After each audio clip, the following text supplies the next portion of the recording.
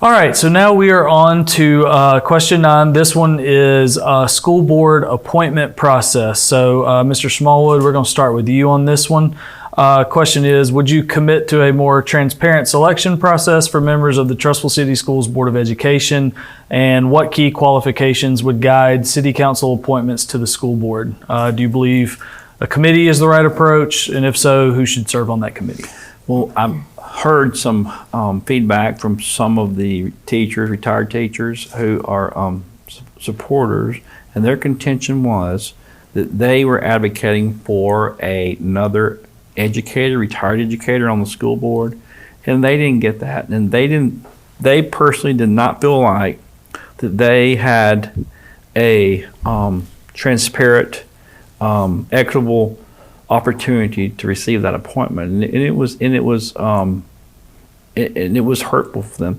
So we need to look for, and I'm sure there's very good considerations on the rationales by which the council appointed those, and we're not, saying anything about that, but they were hopeful we'd have a voice of another educator on that board. So I think we need to perhaps look towards other cities, how they do these things, and more community involvement, more advocacy from constituents of how and who they wish to be appointed, and that their acumen as far as an educator, and if it is an educator, it's great to have a diversity on a board. Engineering, legal, all those things are great, but at the end of the day, teachers are our most important commodity outside our students in the framework of education. I applaud our board members, I applaud our administration, but at the end of the day, teachers are invaluable. They are the face-to-face person our kids have contact with.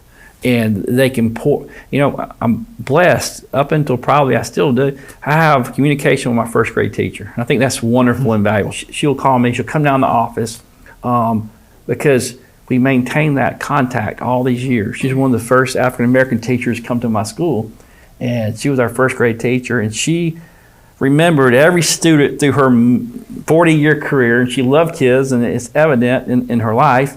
And she calls, and she's an encourager. And so I think I'm a strong advocate for educators. They're underpaid, they're overutilized, and they're overworked. That just comes with the territory. It's kind of like nursing and teachers. Those are hard careers and hard choices.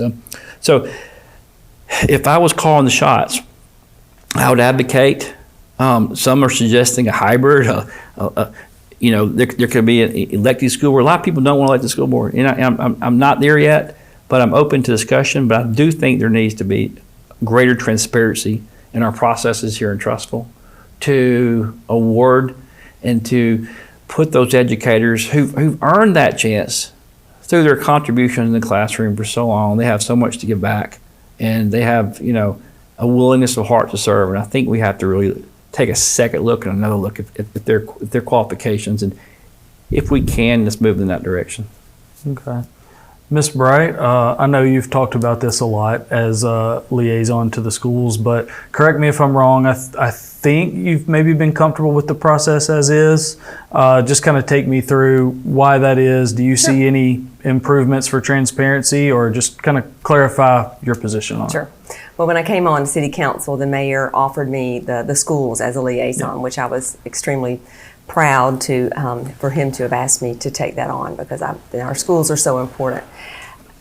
One of the things that listening to others, that there maybe was not a consistent process in years prior of appointing school boards. So I took that on as a task to let's create a system, a process, and let's keep it consistent. And we did for 5 years. That process allows people to apply for a school board position 365 days out of the year, starting February 1st and ending January 31st. You can apply at any time. We gather them on January 31st, go through the resumes and applications, sit down as a group, which is the mayor, HR from the city, a BOE representative, city council president, and myself as the school liaison. So it's 5 people.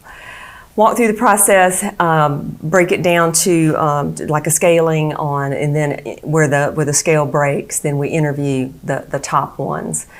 The process that I think we did, I think has been very successful. We have 5 very strong board members that have led our school system to be the top 5 in the state of Alabama.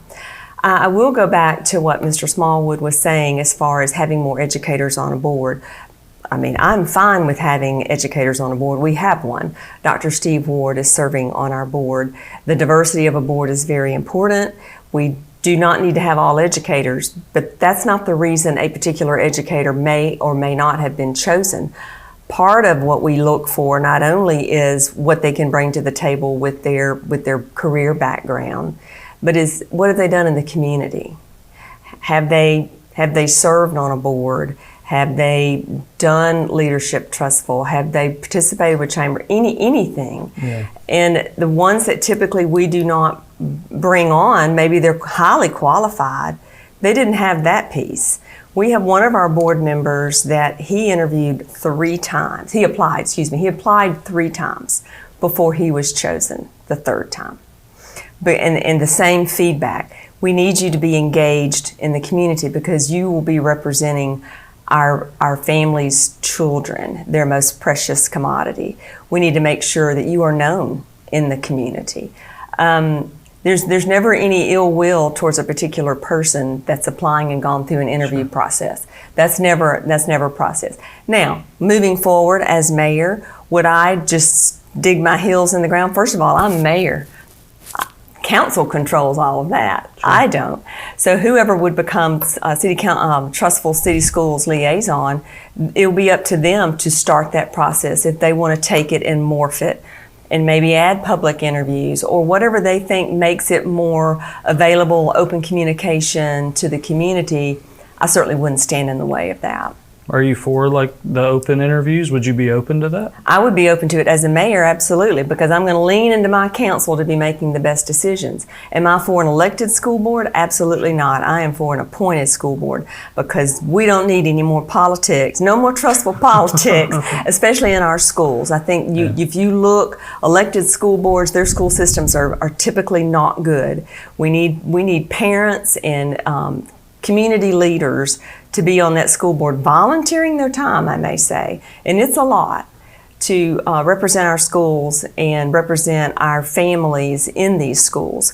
So very important. There's a lot to being a school board member. There's a lot of training, totally different than any other type municipal training you would do. So I applaud them. I think we've done an excellent job. We also got to appoint all 5. So this year, this council got the 5th year because of the legislator moving us to off of the presidential cycle. So I'm very proud of the 5 that we have appointed and the job that they've done when we had hard times 2 years ago. Yeah. They stood up and took it and changed and morphed and represented our community extremely well all through that process, which was probably the hardest thing that I had to witness as a city councilor, to see our family struggle. So my prayer and concern will be for that to never happen again, and we stay strong with our BOE and our superintendent interactions. What are the, like, I'm curious, like, just as someone who used to go to city council and Trussville City Schools board meetings and don't really anymore, I'll watch them online and that kind of thing, but like, what are the hindrances to having public interviews or a more transparent way of where the public can kind of see, like, because like it has become more transparent and like, okay, now we're rolling out the names and maybe we didn't used to do that. It's been like kind of a slow build. Mm-hmm. Well, what are some of the negatives of having a public interview process? I think some of that is if you can control the total environment. You want people to be able to come and interview that they feel comfortable in that setting. So I'll give the forum the other night that, you want your audience to be respectful of the people that are there. And when that doesn't happen, then sometimes there's a fear that comes in with people like, oh gosh, I'd love to be a Servile School Board, but I don't know what the audience is going to be like. I think we can overcome that. I think that was something that they tried years ago. One of our school board members, it was a public interview. I was not present, but what I was told is that it was a struggle. So we stayed away from it. Now, can we move, this was years ago, can we move into that now, even if we just have them by Zoom? I don't know what the next council liaison is going to come up with, but I have faith that we will come up with something that is comparable to all people in the community. But I will say that was the fear, was how you control the base. We interviewed our school superintendent in a public forum, and that went well. So that was something that I was able to witness and saw that it went well, and we obviously got a great superintendent. So no, I wouldn't be totally against it at all. Okay. Ben? Yeah, so I'll simplify it. We did run on a consistent process, and we remained consistent, and I can't argue with the results, right? So, but do I feel like changes need to be made to the process? Yes, I do. And so this is what I would suggest and advocate for, because Councilor Bright is correct. It is going to come down to the next council to determine, but obviously American influence the council in some form. And so what I would like to see is a change of the makeup of the individuals that are reviewing resumes. I don't believe a sitting school board member should be a part of the process, because that puts them in an awkward situation where they're making a determination against one of their colleagues. And so that could, I'm not saying that bias was put into that, but that could create a situation or perception of bias, right? And so I think that needs to change. I think that's where we bring in our outside educators. We can utilize resources of individuals that aren't part of our system to help us narrow down the resumes. So I would propose a committee makeup of the city council liaison. It could be a part of that, but other outside educators and other individuals within the community that aren't part of that education community. But I feel like you get that group to narrow the resumes, you narrow it down to 3, and then you publicly interview those 3. The council publicly interviews those 3, because ultimately, would that be at like a city council yes, meeting, open meeting laws? Yes, recorded open meeting, and I think it becomes very clear, and that provides the community confidence in the decision that's being made. Because they weren't a part of the interviews that we've conducted over the past 5 years, but had the interviews been public or recorded, individuals could see that the decisions that were made were in the best interest of Trussville City Schools, and that's really what it's all about. But I say the council as a whole should collectively be responsible for each and every appointment. While I don't have any thing else to really add beyond that, I think the council, the voters should hold the council accountable, and if they're not voting each and every time, all of them collectively, it's difficult to hold them accountable in that regard. But I also believe that the community will see, if those public or those interviews are public, that the council is making the best decision, and it'll be evident based on those public interviews.